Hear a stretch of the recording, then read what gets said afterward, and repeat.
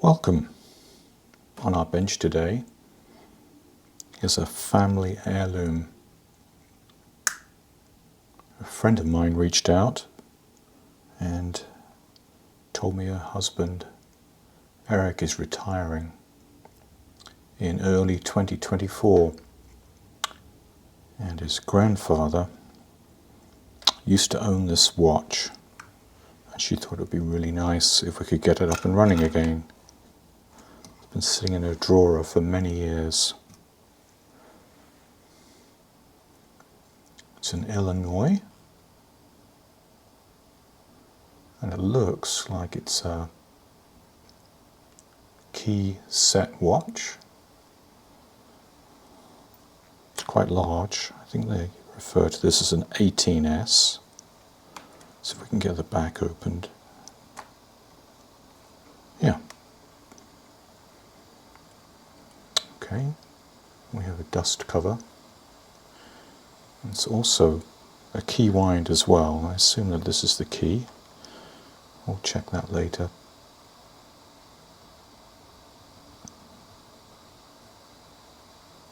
Aha. Illinois Watch Company, Springfield, Illinois. This is an early one. We'll look the serial number up. There's a serial number right here, and we can find out more information about it. And here it is in the archives. It was made between January and February 1883. How about that? Let's do an inspection and see what we're dealing with before we decase it and start stripping it apart. This balance wheel here, it's very sticky. Oh, but look, I've got some wind onto it and it's just started up. Oh, and stopped again just as quickly. But that's a good sign. This balance wheel seems intact. It's not loose. And interestingly, this is a temperature compensated bimetallic wheel. This must be an early one. These watches would vary 7 or 8 minutes a day due to temperature, and the discovery of these two metals working together and opening up the arms of the balance wheel, you can see they're cut through here, would change the speed just like an ice skater, and that would compensate for those losses. This looks like a rubied end stone cap here. And at some point I think these screws here were blued steel, looking a bit worn now. And a closer look at this balance wheel just shows the bimetallic nature of it. It definitely wants to go, doesn't it? It might just be really old grease and oil. These pivots here though are showing a little bit of wear in the holes. They're not jeweled, so they're coming straight through the base plate, and after many years we just start to see some wear in these pivots here.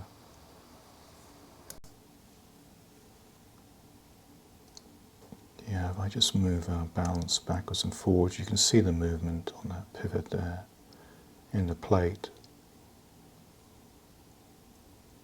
That's not the end of the world though.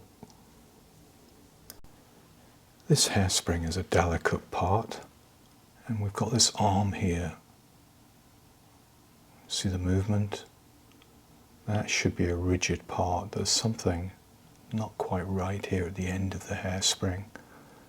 The spring itself looks good. We'll have a closer look at that when we get it out. Just want to see if we can get some wind on it with this key.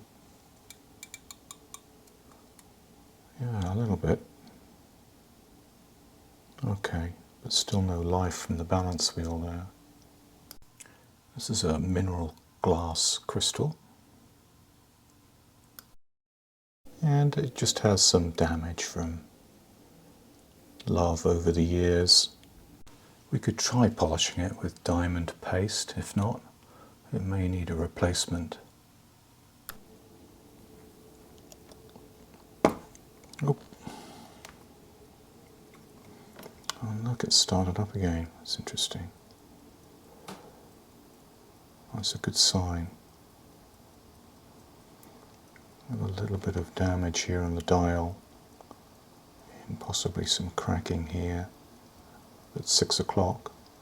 Let's have a closer look at that. We can see here that these hands were blued steel.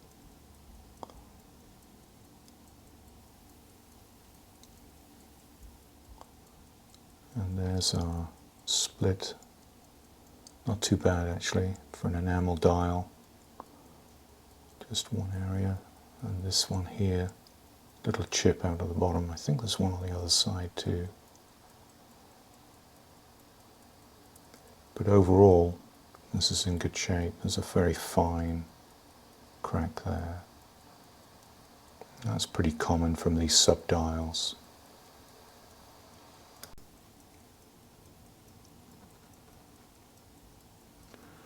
The rest of it's looking pretty good.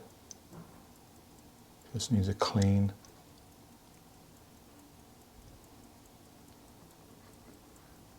Few hairs.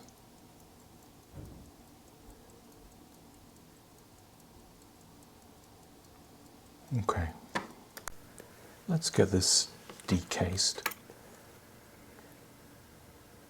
There's one movement screw here at around 6 o'clock, and it's got a cutout in it. Just need to get that positioned correctly, and we should be able to pop the movement out of the front here.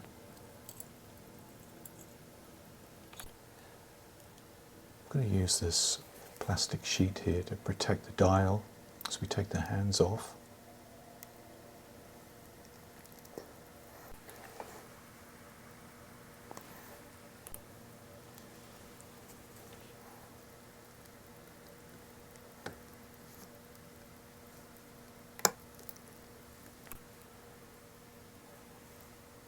And we'll just keep these away for safekeeping. I'll put them in this membrane box.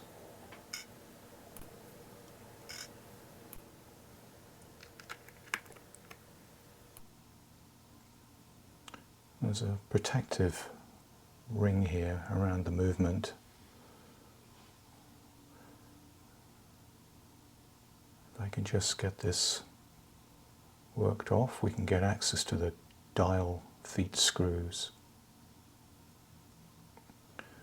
And those hold a couple of pins that come off the dial.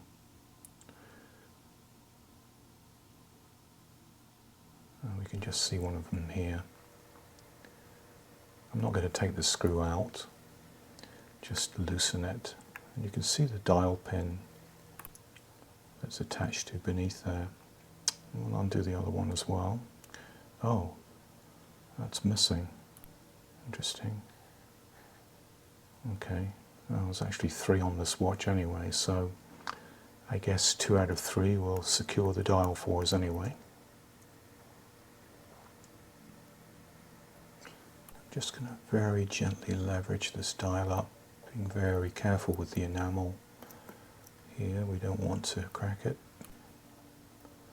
We can just lift that away.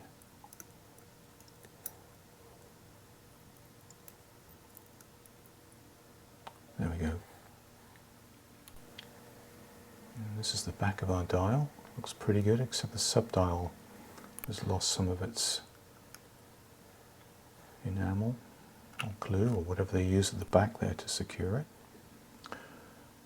And this is good, matching numbers. We'll take away the dial washer and the hour wheel and the minute wheel. I'll keep everything in a parts container here, covered so that we can get dust away from it even before it's cleaned. I want to let down the main spring, so I'm just lifting up the ratchet here. That's good. And we can remove the clicker and also the click spring. So this is what you would hear when you wind the watch.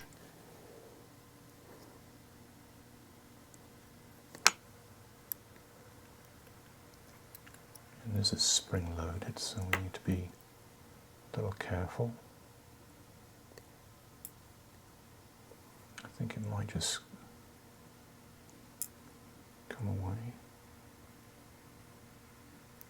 Yep. And click. I think that's all we can do on this side for now. Well, I see this small retaining pin. We'll get that safely secured somewhere and work on the other side of the watch. This is the balance cock, very nicely decorated. Somebody spent some time on that. We just leverage that away from the pivot, being extra careful. There's jewels in that we'll have to take care of later. And I'm going to remove the hairspring. I wouldn't normally do it this way. I'd usually take the wheel out, but that stud end on the hairspring there is secured to that arm, and I want to take that out in one piece. It seemed a little loose. Yeah, the screw's loose. In fact, it's not coming out at all. Let's try lifting it. Nope. Alright, we'll have to use another technique. This is a pin vise, and I can pull and undo at the same time. There we go.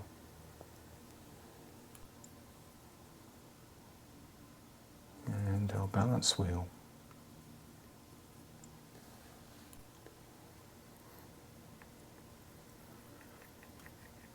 We can start to work on the bridge plate here for the mainspring barrel. You can see our square winder at the top there.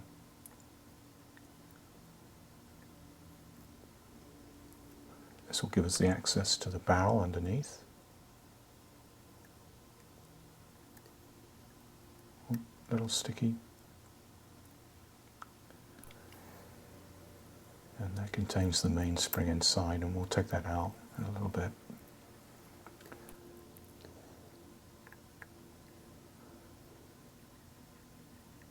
So let's release 2 of the 4 screws for the main plate here. We'll get these other 2 undone. And it looks like we're also going to have to undo the dial screw on the left there, or the movement holder screw. Yeah. And that should allow us to leverage up that main plate. We have to be careful again, there are pivots going through the top of that plate. And we have a pallet fork underneath as well, which we don't want to bend. There it is. We'll take a look at that in a minute and get our train of wheels out. There's the escape wheel. And the 4th wheel with the seconds hand goes on the end of the end pinion. And our center wheel. And lastly our ratchet.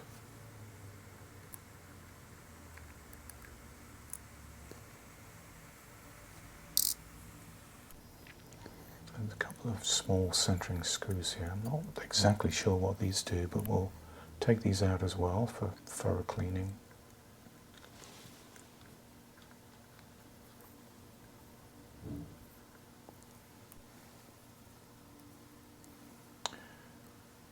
And we'll look at the jewel in this. We'll need to punch it out. I'll select the right size pusher. This is a 230. And I can push this jewel pair out. Oh, that was a very close fit. Maybe a 220 would have been better. But here's our jewel pair. And I want to split those. One's a hole jewel and one's a cap jewel. We'll get those cleaned up. I'm going to first start with this pegwood, and you can see what's happened here to the oils. They turn eventually to sand dust and grime and don't help us at all. So we'll drop this into some strong solvent. This is called One Dip. And we'll just give these an air blow dry. And put them away for safekeeping. There's another pair we'll need to attend to. That's at the top of the balance, and that was at the bottom. Well, let's get these parts into the cleaner. No particular order, but I'll get our wheels in one of our plates. And we'll use this vintage L&R watch parts cleaner. They introduced these around the 1930s, and they do a very nice job. We're in the cleaning fluid first of all, and I'll just raise it up to the top of the jar and we'll give that a spin dry, get rid of the cleaning fluid, and we can get it into the first rinse cycle. After this there'll be another rinse cycle, and then it will go into the heater for drying. Let's just look at our plates here. I haven't put this one into the cleaner yet, and I'm going to use some pegwood here to see if I could just get rid of some of this grime in the pivot holes before we put this plate into the next clean cycle. Yeah, it just gets gunged up. This is probably a lot of what was causing our watch to not run correctly.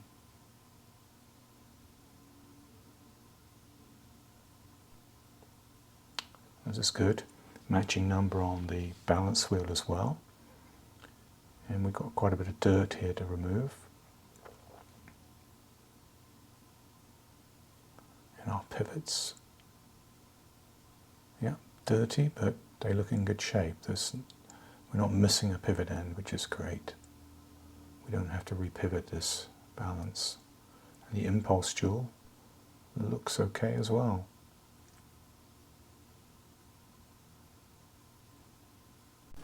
Looking at this case, there are some watchmaker markings, and I see a initial LA, and it looks like this was done in the early years.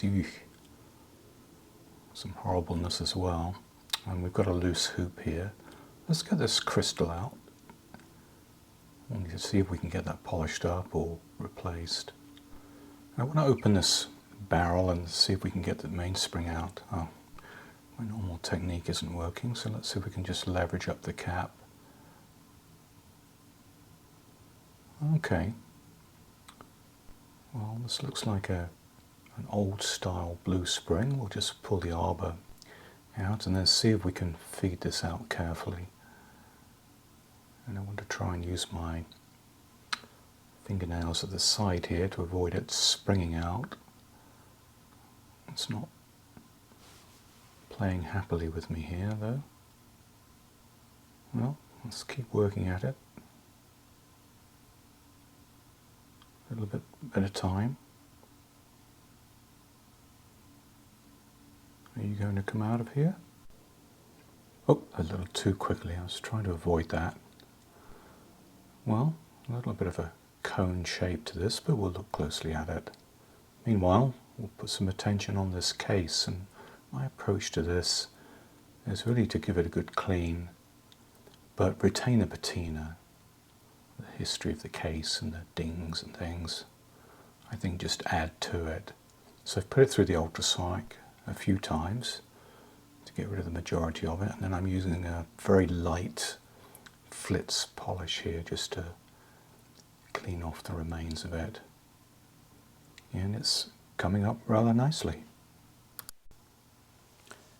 With everything out of the cleaner, we can give this a full evaluation, and overall it's not in bad shape at all. So the dial, we know, has a few hairline cracks, nothing unusual about that, but we can give this dial a clean up just very lightly.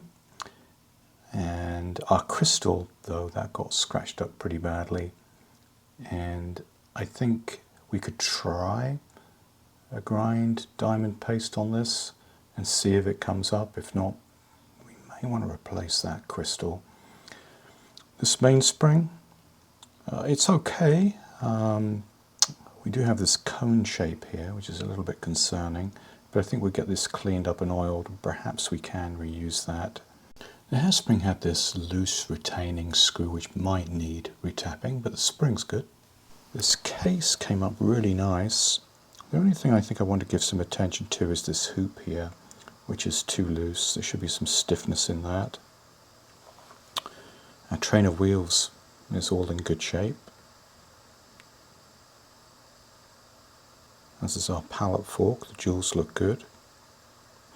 I need to remove the jewel pair out of the top of this balance cock here. Just check that those are okay. But our other pair were good. We already cleaned those up. These would go on the bottom. Spring, click spring was good. We got balance wheel too. The only other concern I have really is in this base plate. It is a 7 jewel watch, which means that many of these pivots go through straight into the metal holes here, and I think we have a bit of wear at the bottom of this pallet fork hole here. I'm going to have a closer look under the microscope just to see if there's anything that we can do about that. It seemed like it was starting to oval. The others look reasonably okay, so that's the worst one. Other than that, I think we're ready to start putting it back together. I've got our base plate under the microscope so that we can get a good look at this pivot hole here. This is for the pallet fork, and this is the end of the pivot for the pallet fork that goes in this hole. And what happens is the pallet fork swings backwards and forwards at a regular rate, and over time it starts to wear this hole into an oval. Can you see that? Just a little bit. These divots here are from a previous watchmaker who's used some kind of sharp tool or implement, perhaps even a screwdriver and a hammer, to try to squish this hole closed a little bit so it's slightly misshapen now. I think what we'll do is we'll remake this hole, see if we can improve it. I'll take some measurements first. I have our pivot end lined up here in the micrometer, and we'll just get a dimension for the diameter. This is metric, 0.26 of a millimeter. Well, of course, my smallest pivot drills are in thousandths of an inch.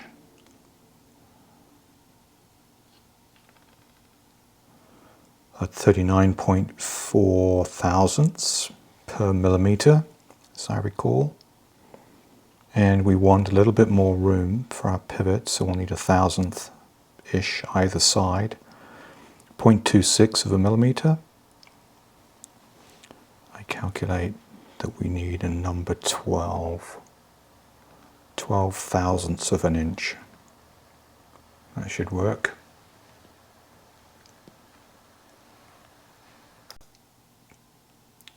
With a microscope, just verifying that's a good dimension. I think it is.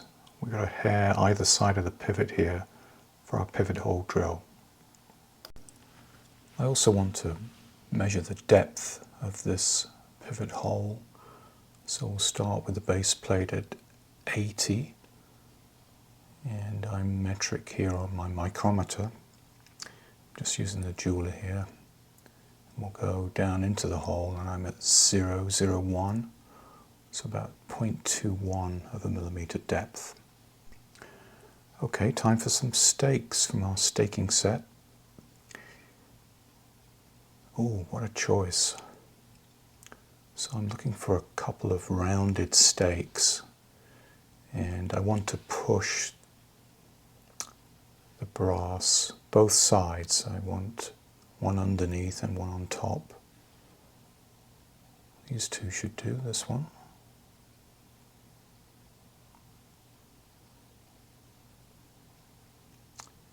And this one. So this staking tool is known as an inverto, which means I can put a stake down underneath the workpiece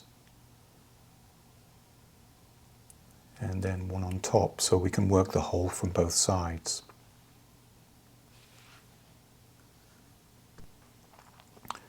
Just going to gently tap away, keep turning the workpiece, and now I'm happy with that. I'm going to use some flattened stakes just to clean up.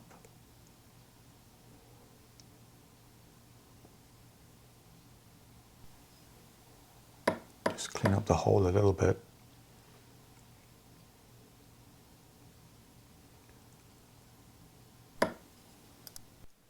So at this point we've got a hole that's smaller than our pivot. It's misshapen, but the pivot won't go into the hole cleanly. So I'm going to get our tiny drill bit and just drill this hole out a little bit. This reminds me of a claim from NASA once, who said they made the smallest drill bit in existence and sent it to all the scientific capitals of the world, and when it arrived in Geneva, they took it in and sent it back to NASA, and NASA received it without a note or letter or anything, and it wasn't until somebody looked really, really closely they found out the Swiss had drilled a hole right through it. So there we go, we've got a nice pivot hole ready for our pallet fork. And the other issue we had here was on the top plate. This arm was really loose, and it needs to be rigid to hold the end of the hairspring there. And the issue here is I've got literally no thread inside this hole at all, and the screw is even in worse shape. Look at this, and I don't know if you can see it, but there's a flattened end to it. That's an old watchmaker's trick. They used to put these screws, or the screw ends, into a vise and squeeze it in order to give a little bit more grip to the outside edge of the screw. Well, let's get this measured up first, and we're roughly at, well, between 0.7 and 0.8 of a millimeter.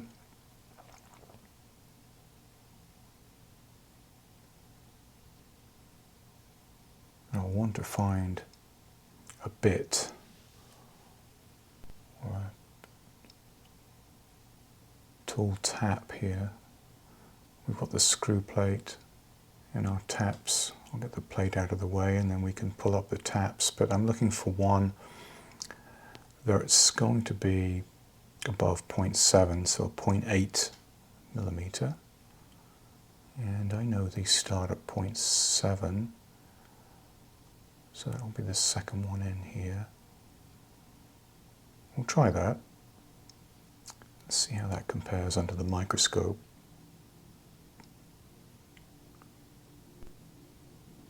Yeah, it's very close in diameter, about the 0.9.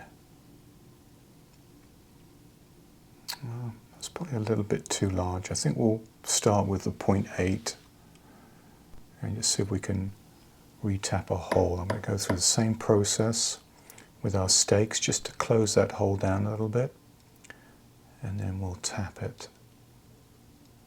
I'm just cutting some threads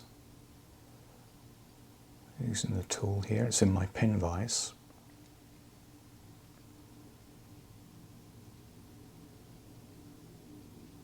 And we'll give it just a little drop of oil, I think, and keep working at it.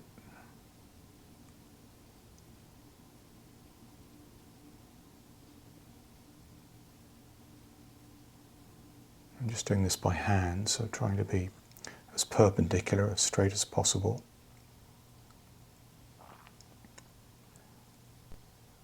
And look at that, look at those threads. Yeah, much cleaner. We'll just wipe it up, clean up around the hole a little bit. And time to See if we can rescue this screw. I don't know, it was in pretty sorry state, so we'll try. See what happens. I'm just going to work it into the 0.8mm die here. And it's starting to come up.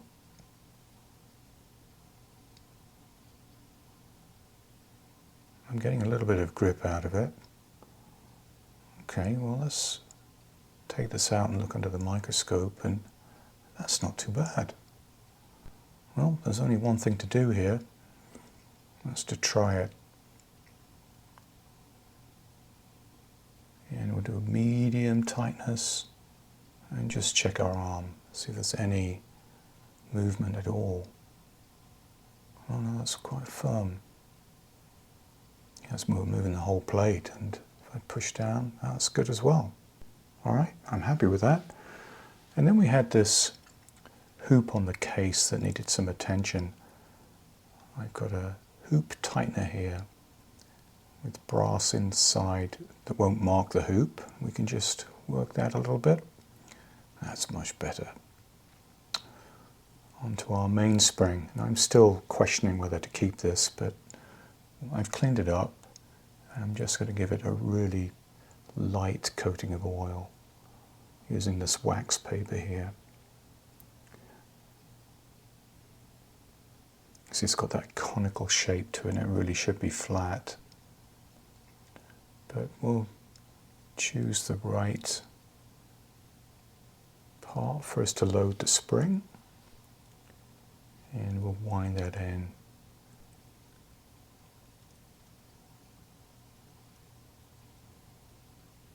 And the winder just has to be the right size so that it fits inside the barrel where we're going to load the spring. We'll try that. And yeah, well, that's gone in pretty nice. Still seeing some odd shapes of that spring there after the first turn or two, but we'll get the arbor in. There's a catch at the end. Give it a tiny little bit of oil, and then get our cap back on. And we'll need to compress that down. We'll put it away for safekeeping.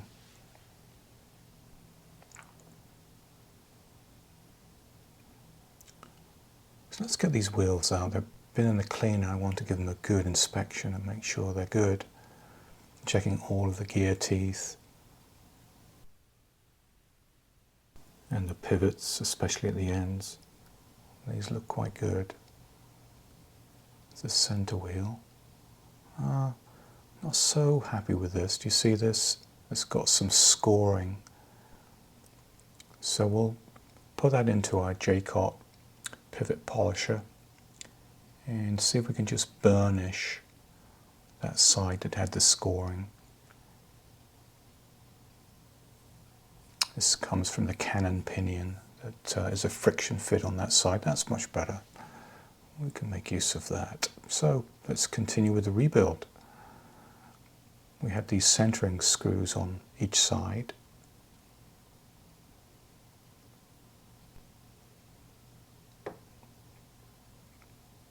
I have to be a bit delicate here because my movement holder is really too small for this movement. It's quite a large plate, so it's just resting on it. I don't have any vice tension on that, unfortunately. But we'll put back our train of wheels, the center wheel,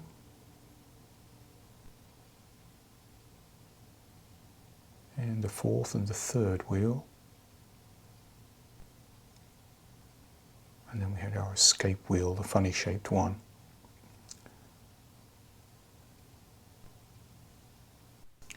And the pallet fork with its new pivot hole.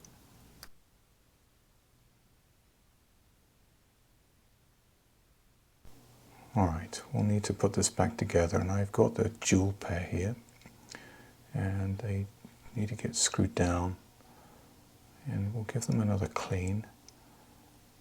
Try and get all the old oils off, because we'll need to re-oil these, and these days we can use a synthetic oil And we'll put the hole jewel in first. That hole supports the staff at the end of the balance. I'll just press that in place. Now a tiny drop of train oil, Mobius 9010, if you wanted to know. And we'll put that back over the top of the hole jewel. And I'll compress that down with the jeweler before we screw that back into place.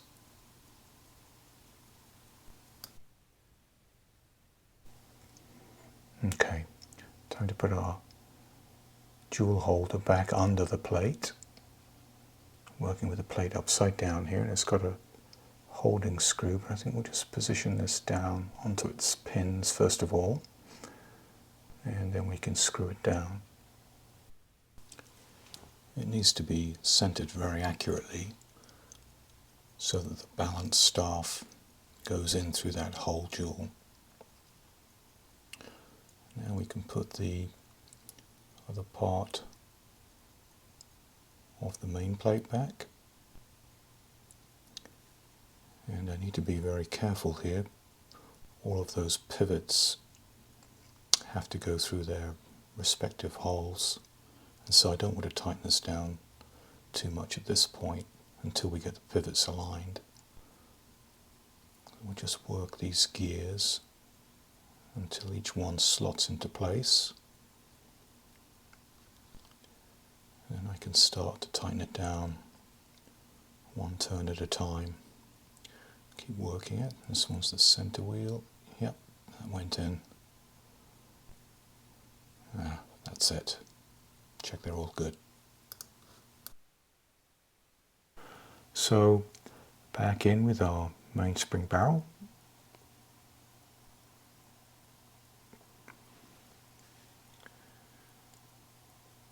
And the mainspring barrel bridge. Why is that not going down? That's it.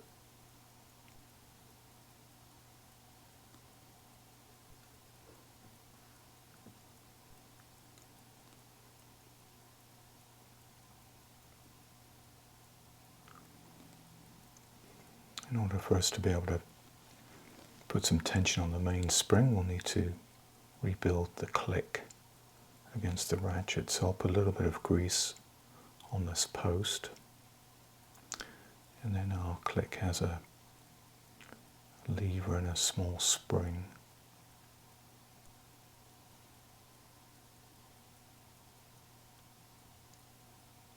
Just put a little bit more grease on the shoulders here before we put that screw back.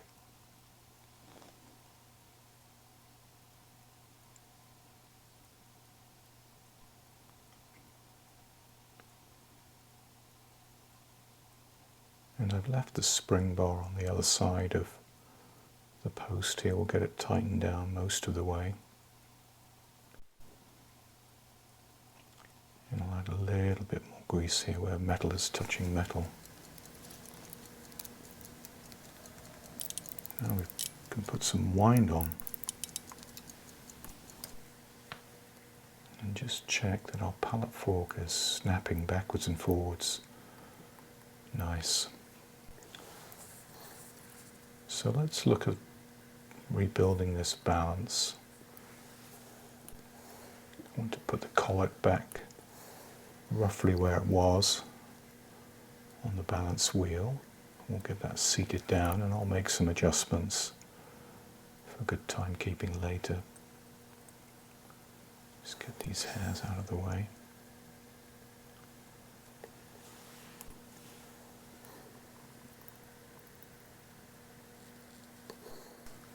You'll notice I'm bringing this in from the side here, and that's just to seat the impulse jewel correctly into the end of the pallet fork.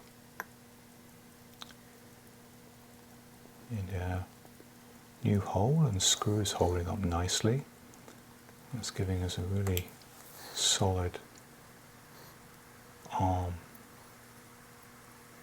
So make sure the bottom of that staff is seated in the hole jewel. And we can look at rebuilding the top side.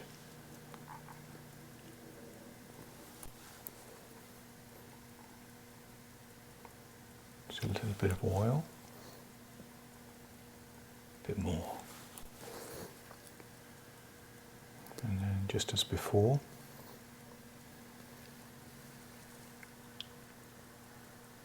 we'll compress these down, this pair of jewels. We'll use the jeweler for that, and then we can screw it down.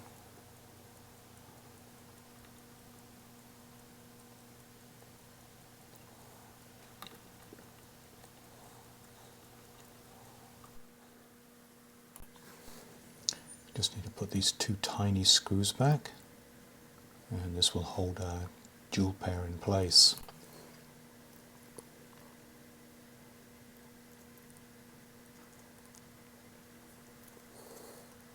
And we're getting very close to the big moment. Here it is. Our balance cock is going back in. And do we have life? Oh, I wanted to try and start up. So if I can just adjust this a little bit. Is it going to go? Oh yes, look at that.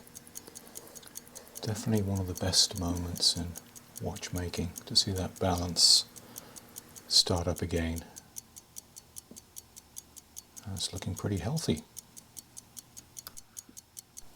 Well, let's get this buttoned up and see what our time grapher is telling us. I haven't done any tuning yet, but it's good to get a baseline for it.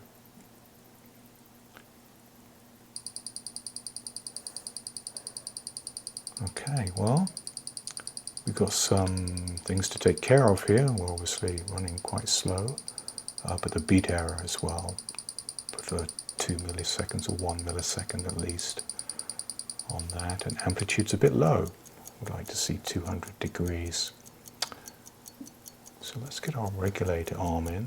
This is going to help us with that slow timekeeping. You should be able to speed up the spring a little bit by reducing the effective length of it.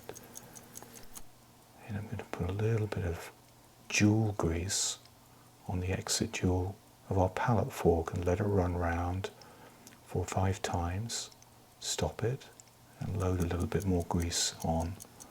We'll start oiling up the rest of these jewels.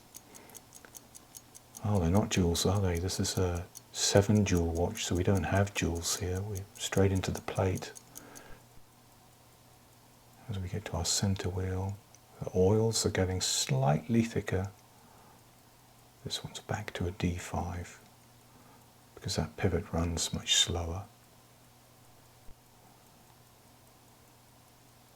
Yeah, you can see a little bit of wear here and why the industry moved to jewels for these over time. This one as well. But our pallet fork looks great. Now how are we doing? Yes, much better amplitude. Still a bit slow. Our beat error could do with a tiny tune. We're going to move the collet on the balance wheel just slightly. So I've got a little mark there and I'm putting that right in the center. It's a tiny mark I'm using for reference. There we go, look at this. Excellent. Let's see if we can speed up our movement a little bit by adjusting these regulator pins. I'm going to close them down. This will shorten the spring length and therefore making it run faster. And look at that. This is very close now. I think we've got to be very pleased with that performance. 10 seconds a day or so, over 200 amplitude, and nearly 1 millisecond on the beat error. I'm very happy with that. Let's look at the dial. We've got a few marks on it. This is enamel. I'm just going to use pegwood lightly to see if I can loosen these up a little bit. But we'll drop it into some distilled water and use a magic tablet here. And we'll just let this soak for an hour or two. It's a denture tablet, for those in the know. And our hands, we'll have a look at those while that's soaking. And they've previously been blued, which is a heat treatment on the steel here. There's a little bit of debris on these though. I think we can get them cleaned up. I'm just going to use a needle here to see if I can loosen this up a little bit. And we'll give them a short blast in the ultrasonic cleaner.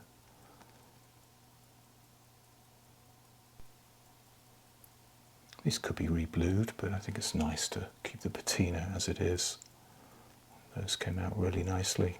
I think we could just straighten this one a little bit though. It's just slightly off.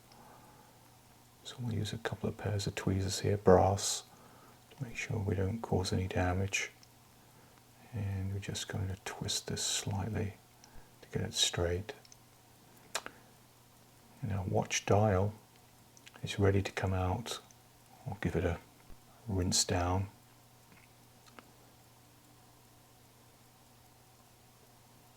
And now I'll just use an air blower to dry this, and that's really all I want to do.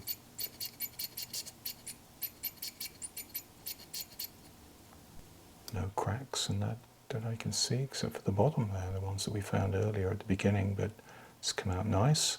Let's look at this crystal. This is mineral glass, and the only way to try and get this out, and it's an attempt, is to use a diamond rubbing compound.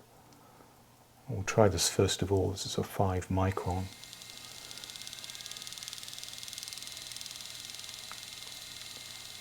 But as much as I worked at this, actually for a couple of hours, it hardly dented the glass at all. It wasn't doing anything to it. So we'll try a carbide abrasive grind on it. And I tried wheels and I tried repolishing, but I just could not get this to a satisfactory finish. We'll need to find a replacement crystal. Okay, well, everything's tuned on this side, and we'll turn the dial over and start to put back the dial side. This is the minute wheel. Some very pretty finishing on it.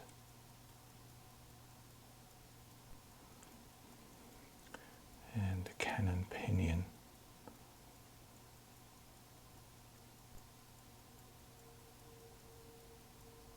It's quite a loose fit, but we'll try it.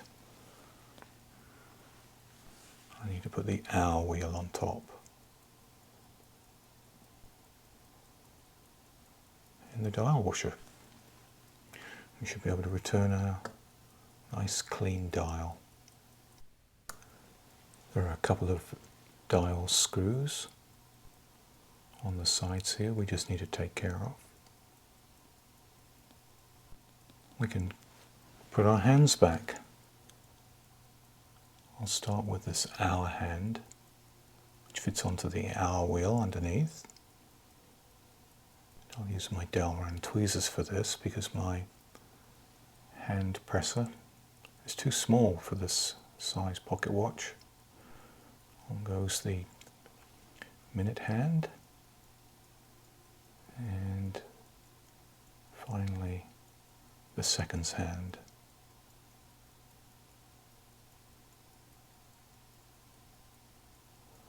It's starting to look like a pocket watch again. Well, let's work on our new crystal that's just came in. And I'll put a little bit of paper here in the bezel. And we'll use this GS glue here and just run it around the inside. I've cleaned up the inside of the bezel there. We have this beautiful new crystal that I was able to locate for the watch.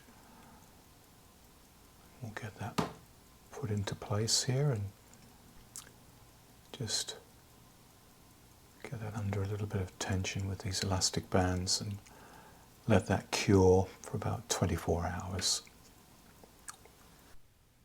While we wait for our crystal to dry, I did notice this pinhole here at around 11 o'clock. And of course everything has a purpose on a watch, and I've rethreaded this centering pin here so that we can get some grip at the other side of the pocket watch. It's quite a tight fit.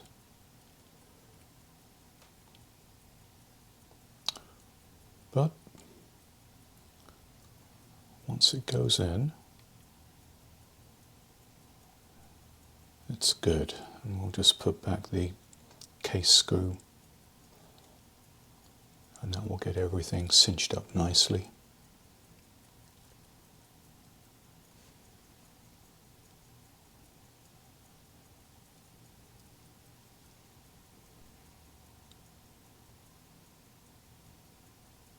Just get this dust cover down and we can give the watch a wind.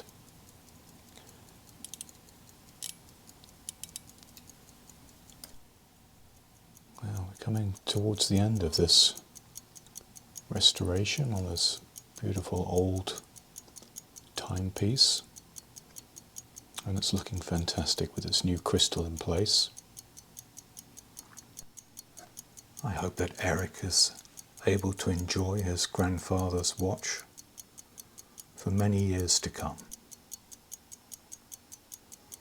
Just add this one finishing touch, and that's the Albert chain. How's that looking? Just wonderful. It's been a great pleasure to work on this Illinois watch company pocket watch from 1883, a grade 1 early year production. Let's have one more peek inside. Lovely. Thank you for joining me, and with that I'll leave you to enjoy it. Until next time.